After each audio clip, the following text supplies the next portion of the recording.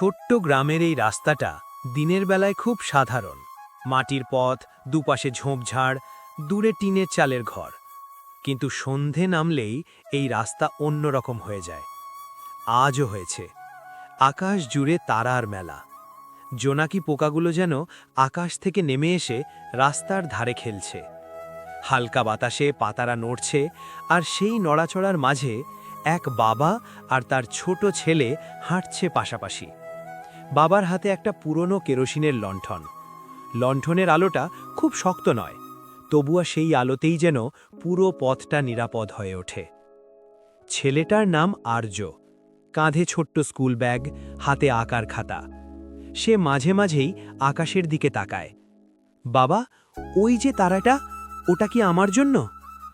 বাবা হালকা হেসে ছেলের হাতটা আরও শক্ত করে ধরেন। হ্যাঁ রে, সব তারাই তো তোর জন্য, শুধু আজ নয়, সারা জীবনের জন্য। বাবার নাম মাধব। তিনি খুব সাধারণ একজন মানুষ। দিনে শহরে এক গুদামে কাজ করেন, রাতে বাড়ি ফিরতে ফিরতেই অন্ধকার নামে। মাধব জানেন, এই অন্ধকার শুধু রাস্তায় নয়, অন্ধকার লুকিয়ে আছে দারিদ্র্যের ভেতরে, অনিশ্চয়তার ভেতরে। কিন্তু তিনি একটুও ভয় পান না, কারণ তার পাশে হাঁটছে তার স্বপ্ন, আর্য। ছেলেটা হঠাৎ জিজ্ঞেস করে, বাবা, তুমি কি ক্লান্ত হও না? মাধব থেমে যান, ছেলের দিকে তাকান। এই ছোট্ট মুখটার দিকে তাকিয়ে তার সারা দিনের ক্লান্তি কোথায় যেন মিলিয়ে যায়। হই তোরে, কিন্তু তুই পাশে থাকলে ক্লান্তিটা আর ভারী লাগে না। আর্য কিছু বুঝতে না পেরে হেসে ওঠে। সে জানে না এই বাবার কাঁধে কতটা বোঝা, কত না বলা কথা, কত না দেখা স্বপ্ন। রাস্তার ধারে একটা ভাঙা বেঞ্চ। মাধব সেখানে একটু থামেন, লণ্ঠনটা পাশে রাখেন। বস, একটু বিশ্রাম নি।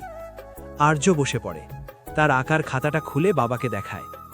দেখো বাবা, আজ স্কুলে আমি একটা বাড়ি এঁকেছি, বড় বাড়ি, আলোয় ভরা। মাধব ছবিটা দেখেন, চুপ করে থাকেন কিছুক্ষণ। তারপর বলেন, একদিন তুই সত্যি এমন বাড়ি বানাবি রে, শুধু নিজের জন্য নয়, অনেকের জন্য। আর্য অবাক হয়ে তাকায়। আমি কি পারবো? মাধব ছেলের মাথায় হাত রাখেন। পারবি না কেন? তোর বাবার স্বপ্নটা তোর ভেতরেই তো বেঁচে আছে। আবার হাঁটা শুরু হয়। রাস্তাটা ধীরে ধীরে গ্রামের শেষ প্রান্ত ছুঁয়ে যায়। এখানেই তাদের ছোট্ট বাড়ি। আর্য হঠাৎ বাবার হাতটা আরও শক্ত করে ধরে। বাবা, তুমি সব সময় আমার সঙ্গে থাকবে তো? এই প্রশ্নটার জন্য মাধব প্রস্তুত ছিলেন না, তবুও হাসেন। যতদিন এই হাতটা তোর হাতের ভেতরে থাকবে, ততদিন আমি আছি। লণ্ঠনের আলোয় দুজনের ছায়া লম্বা হয়ে যায়। একটা ছায়া বড়, শক্ত, আর একটা ছোট, কিন্তু স্বপ্নে ভরা। সেই ছায়া দুটো যেন ভবিষ্যতের দিকে এগিয়ে যায়। এই গল্পটা শুধু এক বাবা আর ছেলের নয়, এই গল্পটা প্রতিটা বাবার, যিনি নিজের স্বপ্নটা গুছিয়ে রেখে সন্তানের স্বপ্নকে আলো দেন। এই গল্পটা প্রতিটা সন্তানের, যিনি হয়তো জানেই না তার হাতটা ধরে যে মানুষটা হাঁটছে, সেই তার জীবনের সবচেয়ে বড় আলো। আর যতদিন সেই হাত ধরা থাকবে, অন্ধকার কখনোই জয়ী হতে পারবে না।